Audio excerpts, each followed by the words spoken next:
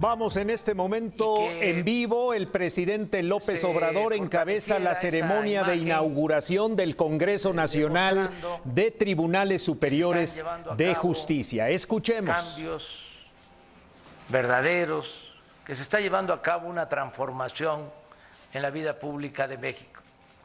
Les comentaba que hemos avanzado en ese propósito,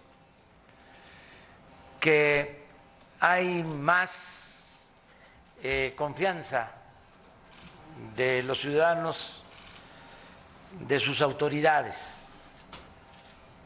de las instituciones. Se ha ido avanzando en este terreno. Podría poner ejemplos, pero creo que todos lo podemos constatar, de cómo hay más respeto y confianza en las autoridades de los tres poderes y de las instituciones independientes autónomas de nuestro país. Y también hemos ido ganando terreno en la imagen de México en el extranjero. Antes había una muy mala imagen que tenía que ver con la violencia y con la corrupción. El extranjero sabían más de nuestro país por la violencia, por lo que hacían las bandas del crimen organizado, sus jefes, sus dirigentes. Había toda esa leyenda que resultaba interesante en el extranjero para saber sobre la vida de los capos y de lo que sucedía en esta materia en el país. Ahora, aunque sigue habiendo esa percepción, en el mundo ha bajado, en eso no se ha avanzado lo suficiente, porque no se trata de una campaña de propaganda, de publicidad. Para cambiar las percepciones, pues hay que cambiar las realidades. Y no hemos podido avanzar como quisiéramos en reducir, disminuir la incidencia delictiva, aunque estamos todos los días trabajando sobre eso, preocupados y ocupados sobre esto que es la asignatura pendiente, que es nuestro reto, nuestro principal desafío. Nos comentaba a los presidentes de los tribunales que todos los días, de lunes a viernes, de 6 a 7 de la mañana, se reúne el gabinete de seguridad y está la licenciada Olga Sánchez Cordero desde muy temprano, y está el secretario de la Defensa, el secretario de Marina, el secretario de Seguridad Pública y el consejero jurídico, y nosotros recibimos el informe, el reporte, el parte de lo acontecido en las últimas 24 horas. Les puedo decir que, de acuerdo al reporte de ayer, se registraron desgraciadamente 63 homicidios en todo el país, y así diario: robos de vehículos, robos a casa habitación, secuestros, todo lo que sucede. Y estamos trabajando de manera coordinada, de manera conjunta. Por eso tenemos confianza que vamos a poder entregar buenos resultados y vamos a ir serenando al país, y va a cambiar la imagen por completo de México en esta materia en el extranjero, en este asunto. En lo que sí hemos avanzado bastante, que nos reconocen mucho en el extranjero, es en el combate a la corrupción. En eso hay un gran reconocimiento mundial. Nos tienen mucha confianza en eso, que es otro de los grandes y graves problemas nacionales, si no es que el principal problema de México, la corrupción, porque nada ha dañado más a nuestro país que la deshonestidad de los gobernantes. Eso es lo que ha dado al traste con todo, esa es la causa principal de la desigualdad social, de la desigualdad económica, y también por la corrupción se desató la inseguridad y la violencia. Entonces, eso está dando ya resultados, eso me tiene más tranquilo, más optimista, porque le comentaba yo a los presidentes de los tribunales de justicia de los estados que eso depende más del presidente y de las autoridades de arriba. La corrupción no es como se llegó a pensar de manera irresponsable y absurda, no es parte de la cultura de nuestro pueblo. La corrupción no se da de abajo hacia arriba, se da de arriba para abajo. Así ha sido siempre. Al contrario, en nuestras familias, en nuestras comunidades, en nuestros pueblos, hay una gran reserva de valores culturales, morales, espirituales, para regenerar la vida pública de México. Por eso estoy optimista y sé que vamos a poder desterrar la corrupción por completo, porque depende de arriba. Si el presidente es corrupto, los gobernadores van a ser corruptos o van a tener esa tentación. Y lo mismo los presidentes municipales. Si hay honestidad de arriba, esto permea y se gobierna con el ejemplo. Entonces, en eso vamos muy bien,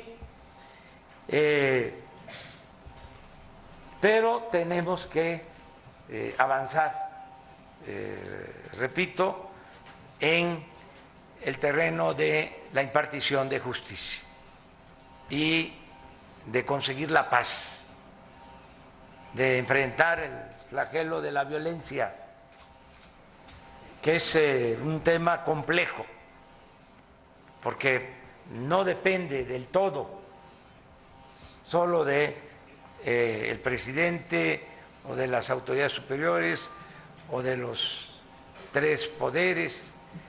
Intervienen una serie de factores.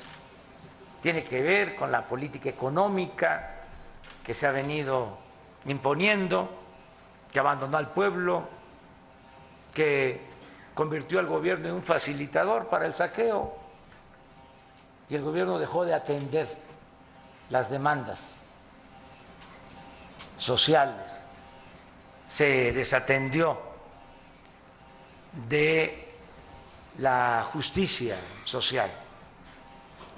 Incluso se llegó al absurdo de plantear de que el Estado no tenía por qué promover el desarrollo ni ocuparse de la justicia,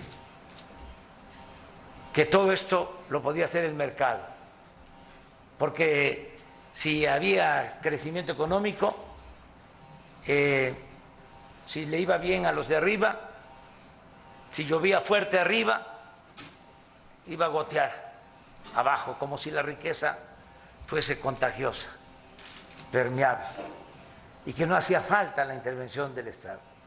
Claro, de manera muy hipócrita toda esta concepción, porque no querían la intervención del Estado cuando se trataba de atender las demandas sociales, pero sí utilizaban al Estado para rescatar las instituciones financieras en quiebra. Entonces, sí fue una política que produjo el abandono, la marginación, la pobreza y la inseguridad, la violencia.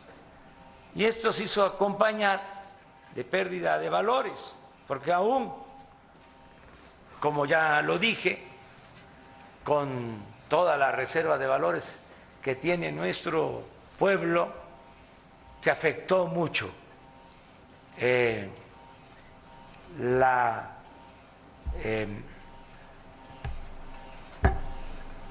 creación de estos principios o el mantener estos principios, estos preceptos, estos valores. Se produjo, y eso no se ha medido bien, mucha desintegración en las familias en todo este periodo. Y la familia en México es fundamental, es la institución más importante de seguridad social que tenemos en el país. Podemos medir que no hubo crecimiento económico o que hubo muy poco crecimiento económico, podemos medir que creció la delincuencia, el consumo de la droga, podemos medir que creció la corrupción, pero ¿cómo medimos los efectos que tuvo la política neoliberal en la desintegración de las familias? Y eso afectó mucho, incluso el mismo fenómeno migratorio. Ahora tenemos la paradoja de que nuestros paisanos migrantes nos están ayudando mucho. Ya las remesas, lo que envían nuestros paisanos a sus familiares, tiene montos récord. Este año se calcula que van a llegar las remesas a 35,000 millones de dólares, como nunca. Es la principal fuente de ingresos que tiene nuestro país y es una derrama económica a los pueblos que permite el ingreso, el bienestar para millones de mexicanos, reactiva abajo en las regiones la economía. Pero no queremos eso como modelo. Eso se presentó en una circunstancia especial, cuando se abandonó por completo el campo, cuando se dejó sin oportunidades a la gente y muchos mexicanos se vieron obligados a abandonar sus comunidades, sus pueblos, para irse a buscar la vida del otro lado de la frontera. Nosotros lo que queremos es que el mexicano pueda trabajar y ser feliz donde nació, donde están sus familiares, sus costumbres, sus culturas, que la migración sea opcional, no forzada, que el que quiera irse lo haga por gusto, no por necesidad. Ese es nuestro ideal que queremos convertir en realidad. Ayer hablaba yo con un dirigente obrero estadounidense y le decía, pues, ustedes se preocupan por lo del muro, porque es un dirigente obrero progresista. Nosotros también no nos gustaría que existieran muros, pero nosotros estamos seguros que en muy poco tiempo ya no van a ir los mexicanos a trabajar en Estados Unidos. Ya tienen que ir pensando cómo le van a hacer ustedes.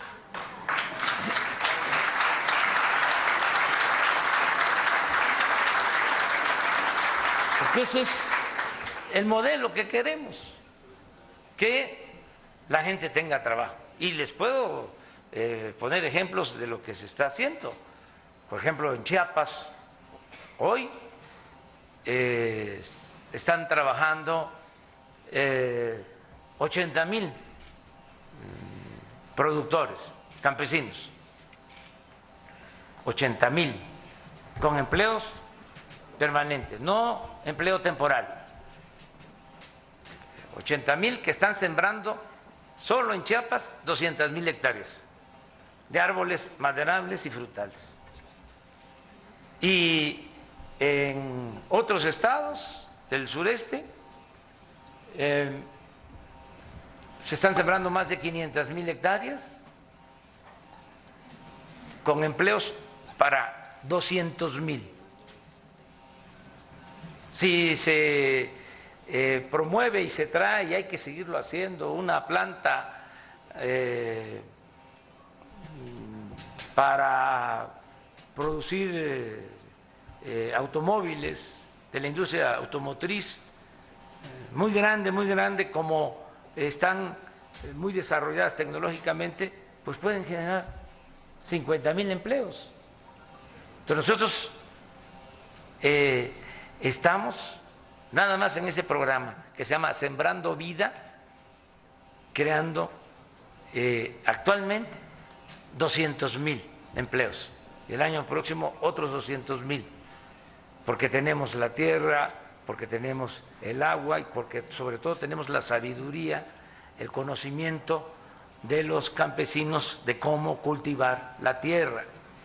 Entonces, queremos nosotros con toda esta política ir creando las condiciones para que no se vea el pueblo, la gente, la necesidad de tomar el camino de las conductas antisociales, sobre todo los jóvenes, que tengan opciones, que tengan alternativas. Ese es otro programa importantísimo, Jóvenes Construyendo el Futuro. Hay 900,000 jóvenes trabajando como aprendices en talleres, en empresas, en comercios, en despachos de abogados, de contadores,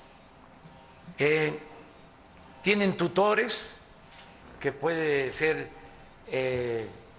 el maestro mecánico, puede ser un maestro electricista, un comerciante, puede ser un abogado, puede ser un contador, que es el tutor de 1, de 2, de 3, de 5, de 10, de 20 jóvenes.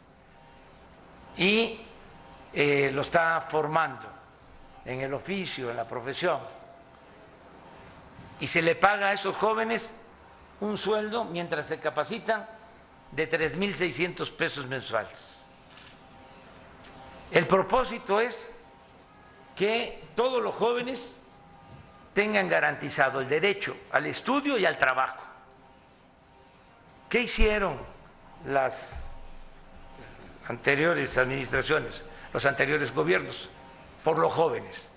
Solo etiquetarlos como ninis, que ni estudian ni trabajan, como si fuese de ellos la culpa, la responsabilidad. Ahora se está atendiendo a los jóvenes, porque si no lo hacemos, pues ¿cómo vamos a garantizar la paz y la tranquilidad? Tenemos que competir con las organizaciones del crimen, quitarles a los jóvenes, quitarle el agua al pez, todo ese ejército de jóvenes sin opciones, sin alternativas, que les han permitido engrosar las filas de la delincuencia. Y es además algo pues que hacemos con mucha satisfacción, con mucho orgullo, porque es algo muy humano.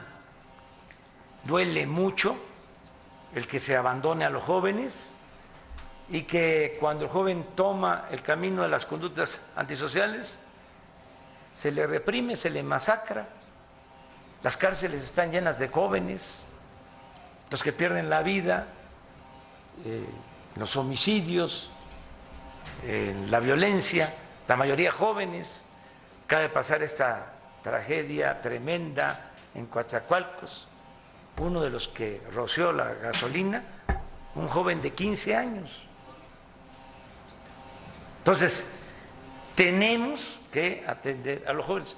Esto es lo que más lleva trabajo, es lo más complejo, pero yo tengo confianza de que, como se están atendiendo las causas que originan la inseguridad y la violencia, y como estamos trabajando de manera coordinada todos, como se logró la creación de la Guardia Nacional, que eso fue algo extraordinario porque se reformó la Constitución, tuvimos el apoyo unánime de legisladores de todos los partidos, los gobernadores, todos apoyando para que se cuente con el apoyo de las Fuerzas Armadas, de la Secretaría de Defensa, de la Secretaría de Marina,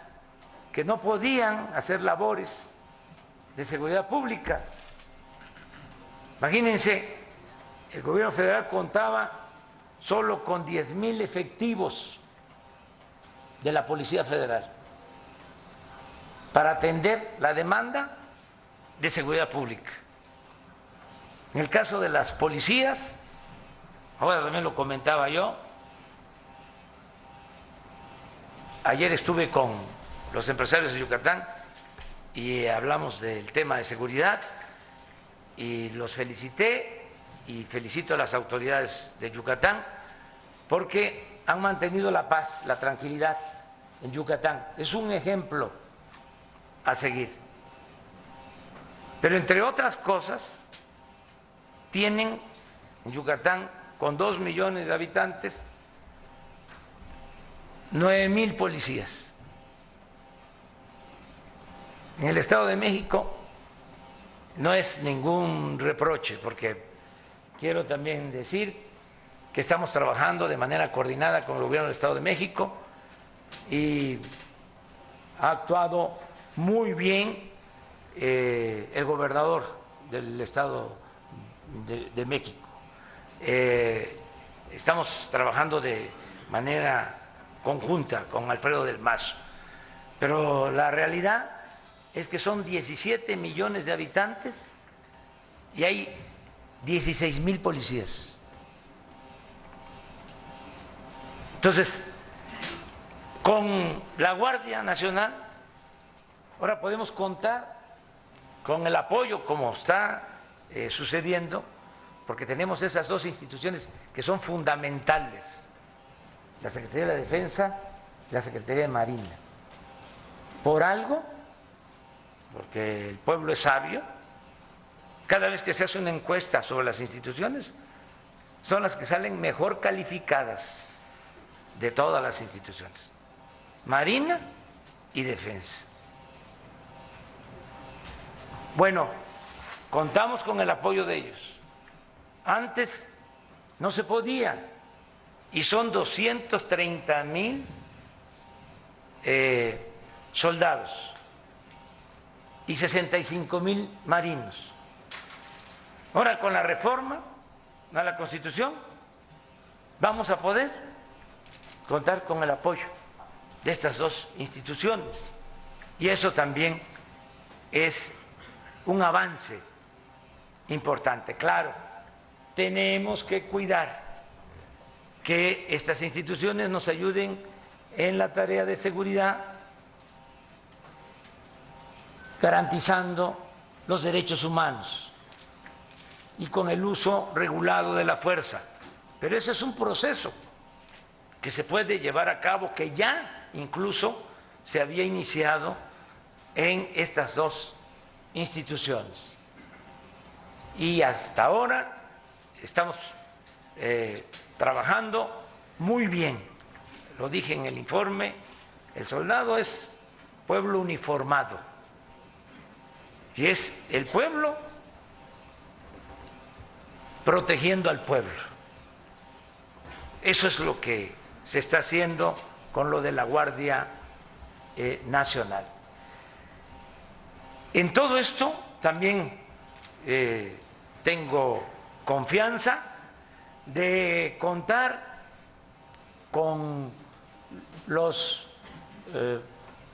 poderes legislativo y judicial, tanto en el ámbito de los estados como en lo federal. Estamos, acabo de decirlo, siendo apoyados por diputados, por senadores de todos los partidos en las reformas a la Constitución que requieren no solo de mayoría simple, sino de mayoría absoluta, es decir, 2/3 partes, que no se alcanzaría con un solo partido, con 2, con 3, y se están llevando a cabo estas reformas para ajustar el marco legal. Y lo mismo en el caso del Poder Judicial. Les puedo decir que hay muy buena relación con el Poder Judicial de la Federación, le tengo mucha confianza, respeto al presidente de la Suprema Corte de Justicia de la Nación. Y tengo pues también confianza en los ministros y en los magistrados, en los jueces. Está la polémica sobre la actuación del Poder Judicial en la impartición de justicia, lo que tiene que ver con amparos, lo que tiene que ver con las libertades a presuntos delincuentes. Yo soy partidario de que esto se vaya corrigiendo con respeto a la autonomía, a la independencia de poderes y que surja de cada uno de los poderes, que no haya ningún tipo de propuesta externa. En una ocasión se promovió una iniciativa del Poder Ejecutivo para modificar la Constitución, cambiar la composición en el Poder Judicial. Nosotros no vamos a llevar a cabo ninguna iniciativa con esas características. Vamos a respetar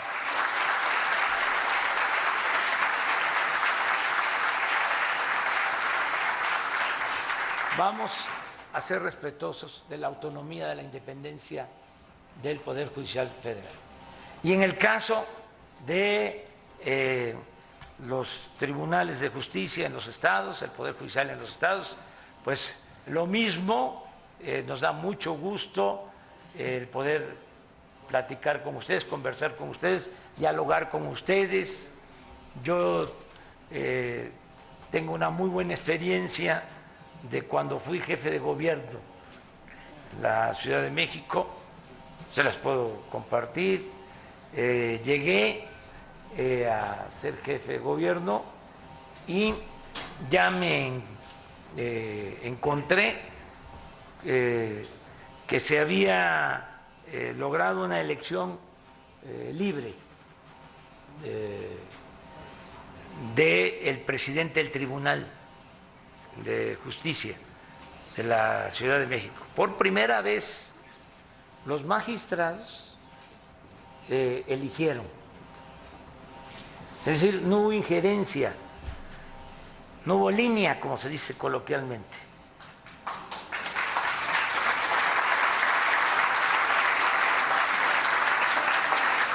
Aquí está el ministro ahora, Juan Luis González Alcántara.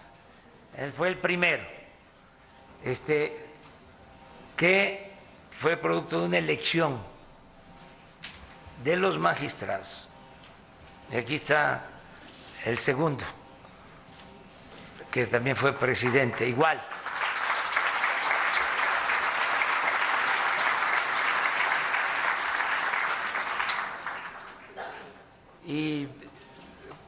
no solo eso,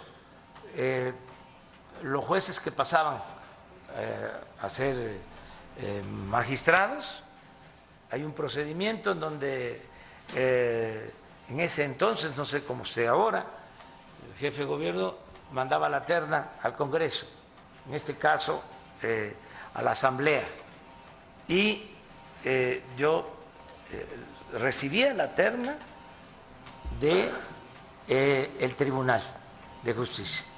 Yo no nombraba, yo recibía la terna y lo que hacía era enviarla a la Asamblea. Y así jueces que se convirtieron en magistrados. Eso pues me llena de orgullo, porque no se puede hablar de injerencias. Para despistarles les voy a decir que después, no les voy a decir cuándo, me dice un presidente del Tribunal de Justicia de la Ciudad de México, yo ya no estaba de jefe de gobierno, estaba yo en oposición, y que quería pues platicar conmigo, y acepté por gestiones de un abogado que quiero mucho, el maestro Batis, y acepté, y no sé si aquí o en otro lugar del Tribunal de Justicia de la Ciudad de México, me invitó a desayunar y me dice: antes de nada quiero agradecerle porque yo estoy aquí por usted. No, le dijo, se equivocó. Para empezar, yo no tuve nada que ver en su nombramiento, yo ya no era jefe de gobierno. No, es que yo estoy aquí por usted porque usted dejó establecido el método. Y si no se hubiese llevado a cabo la elección entre magistrados, a lo mejor no estaría aquí. O sea, él ganó o fue presidente porque hubo una elección al interior del Poder Judicial en la Ciudad de México. Ah, le digo, así sí, así sí. Así ya te entendí de qué se trata. Esa tradición, pues qué bueno que se mantiene aquí en la Ciudad de México. Y vamos a actuar con un poco de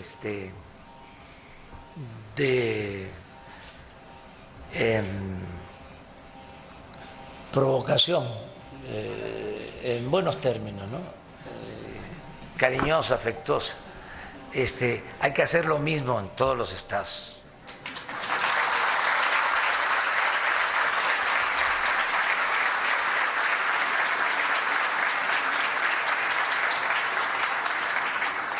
Porque sería extraordinario que se terminaran las intervenciones excesivas del Poder Ejecutivo, que el Poder Ejecutivo deje de ser el poder de los poderes, porque esa es una mala práctica que se estableció en los tiempos del autoritarismo, cuando se respetaba la Constitución en la forma y se violaba en el fondo, que había mucha simulación. En la época de Porfirio Díaz nunca se dejó de hacer una elección, siempre se cumplía con el procedimiento, con la ley, pero de antemano ya se sabía quién iba a ser senador o diputado. Entonces ya tenemos que terminar con eso, que los poderes ejecutivos no intervengan en la vida de los poderes legislativo y judicial, que haya auténtica independencia. Es cuando ha sido mejor la vida pública, la verdad. Fíjense que solo un periodo recuerdo así, o he leído que fue de esa manera, la época de la República restaurada, 10 años de gobierno de Juárez y de Lerdo, nada más, donde el Poder Judicial era completamente libre y jueces, magistrados, ministros tenían esa arrogancia de sentirse libres. Y al mismo presidente Juárez le rechazaban tanto en el Congreso como en el Poder Judicial sus propuestas. Pero imagínense, eran ministros de la Corte, presidentes de la Corte, José María Iglesias, que a él se le atribuye el principio de que al margen de la ley nada y por encima de la ley nadie, incorruptibles. Cuando Porfirio Díaz expulsa a los hombres de letras, abogados, con un golpe de Estado, no vuelve Iglesias a ocupar ningún cargo. Y da un ejemplo de dignidad extraordinario, porque tampoco Lerdo se rinde, se va al extranjero, que era otro abogado extraordinario, y muere en el extranjero. Pero como ya estaba en su apogeo el porfirismo o el porfiriato, lo traen su cuerpo y lo utilizan políticamente. Iglesias, que estaba retirado, se da cuenta y le dice a los hijos: cuando yo me muera, no quiero eso. Tengo unos ahorros para mi funeral y los quiero así. Y van a venir a buscar a mi cuerpo para hacerle todos los homenajes. Y no quiero que me manipulen. Y se enfermó, pues cayó en el hueco de un elevador, se muere y en efecto van por él, porque era una eminencia, un hombre extraordinario, un abogado de primera, y había estado de presidente de la Suprema Corte en aquellos tiempos.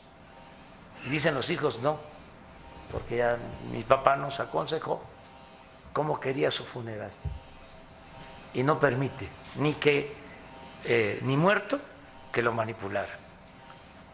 Bueno, esos hombres que parecían gigantes fueron los que demostraron que se podía cumplir con la Constitución y hacer realidad la división y el equilibrio de los poderes. Entonces, nosotros tenemos que seguir ese ejemplo. Nosotros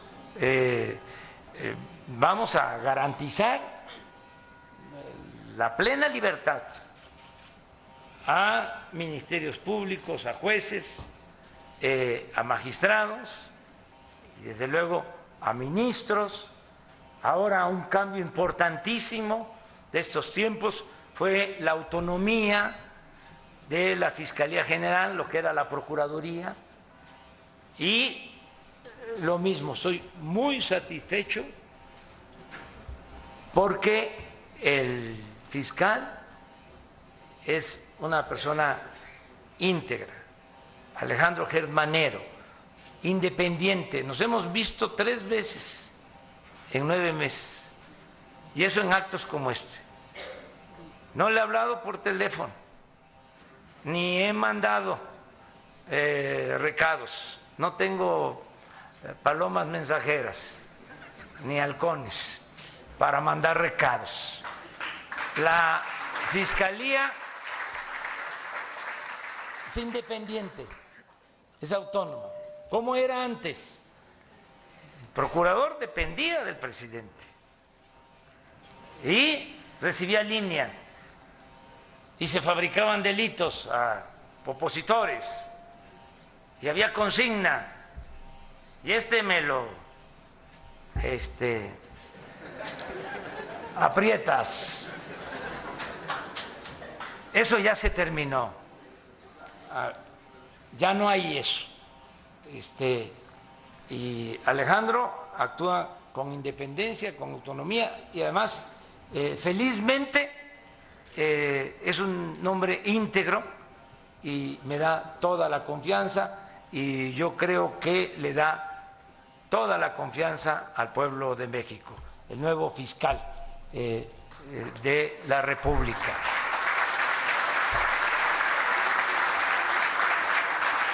Y es la forma de ir limpiando las instituciones. Pero, repito, que lo hagan los mismos poderes. Nosotros no vamos a imponer absolutamente nada y queremos que haya justicia. Y la mejor definición de justicia es la de, creo yo, con respeto, lo sostengo, la de Morelos, que le escribió un abogado, Andrés Quintana Roo, pero la dictó Morelos. Y le decía a Morelos, a Andrés Quintana Roo, usted, señor abogado, usted que es un letrado, ponga ahí, en los sentimientos de la nación, que se modere la indigencia y la opulencia. Ponga, licenciado, que se eleve el salario del peón. Licenciado, ponga usted ahí en ese documento, creo yo, usted sabrá escribirlo de la mejor forma posible, que se eduque al hijo del campesino, igual que al hijo del más rico hacendado. Y ponga usted que haya tribunales que protejan al débil de los abusos que comete el fuerte. Ese era Morelos y ese era Quintana Roo y esa es la justicia. Muchas gracias a todas, a todos ustedes.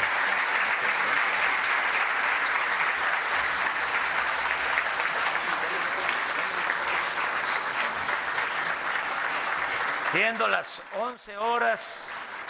11:46 del día 5 de septiembre del 2019, declaro formalmente inaugurados los trabajos de este Congreso Nacional de Tribunales de Justicia de los Estados de la República, deseándoles el mejor de los éxitos y felicidades. Enhorabuena. Muchas gracias.